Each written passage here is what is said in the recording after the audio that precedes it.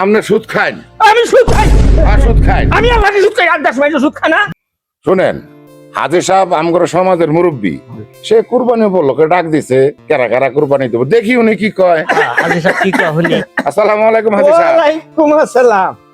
আমি যে তোমাকে ডাকছিলাম, হ্যাঁ কুরবানি দেয় পড়ছে, হ্যাঁ কুরবানিটা দিন লাগবে, ব্যবস্থা করে লাগবে, সমাজটা হলে বড়। হ্যাঁ। আর তুমি কুরবানি কি করছো? হাজি সাহেব, আমি একটু ঋণে ভরে গেছি, আমি কুরবানিটা দিয়ে দাম না। আচ্ছা তুমি কি করবা? মোটা মোটা বেচাইনি, দিতে পারতাম না। আচ্ছা কোনো সমস্যা নাই, আমি বড় দেখে সার গোড়াটা কিনে দিতেছি।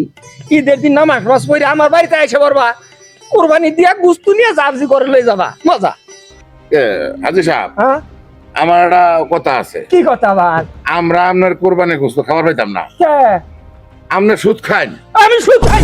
সুদ খান? আমি আমাকে সুদ খাই? 8-10 মাইল সুদ খানা। দেশের মাঝে খাকা আমরা সুদের টাকাতে গরু কিনবেন, হ্যাঁ। ওই গোস্ত নিয়ে আমরা বউ পোলা বান্না খামো, আমরা পাইতাম না। হ্যালো যাই।